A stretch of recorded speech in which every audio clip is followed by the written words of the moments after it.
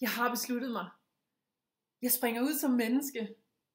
Med noget, der gerne vil flyde igennem hjertet og forbinde rytmiske dunkeslag ind i nye, elastiske strengesymfonier. Det er mere fordi hjertet bare tvinger sig igennem 1000 tynde facadefragmenter, der sprækker som puppehud i et kaleidoskop af energi, som finder logikkens mentale indsnævring for fængslerne. Jeg springer ud som erotisk væsen. Det er ikke fordi jeg personificerer et gyldent snit, eller abonnerer på stivnede Hollywood-smil. Og det er heller ikke fordi jeg er blevet benådet med andre af popkulturens statustags. Det er mere fordi den evolutionære urkraft bare presser sig igennem kroppens blodfyldte forsyningslinjer, som det passer den.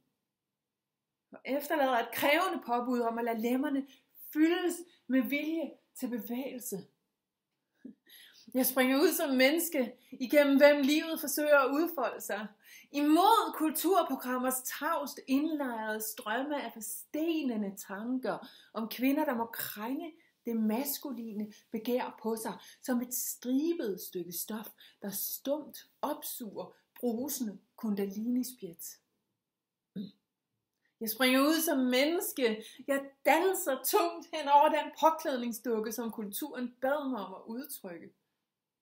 Som koloniserede de indre safter med en metallisk vinende storm af økonomiske mænd, og den andre af den ene procents subtile fiksfakserier.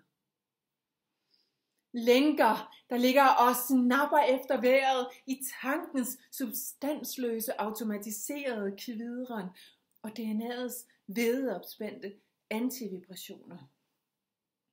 Jeg springer ud som menneske hen over A-kassens kategoritunge rådighedsforpligtelser og deres selvværdsslugende croissanter. Bevæget ind i tusinder af flydende tilstedeværelser. Jeg springer ud som forsker i millioner af cellers og kranienerver stemte juleleje. Som katten om den varme frygt hopper jeg midt ind i smørklatten og danser mig fra fødderne og op, til jeg ikke længere ved, hvad der er jord og hvad der er himmel. Det er ikke fordi jeg skal være med i Danmark har talent.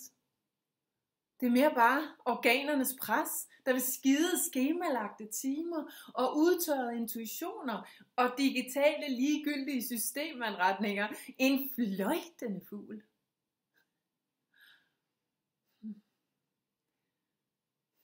Det er fordi jeg som menneske føler, at jeg er jer. Og fordi jeg føler, at I er mig. Det er fordi kroppen og sjælen og ånden har behov for at filtre sig ind i et økologisk bevægende kredsløb af planetær væsk i vores allesammens fælles øre. Det er allermest fordi jeg elsker mig,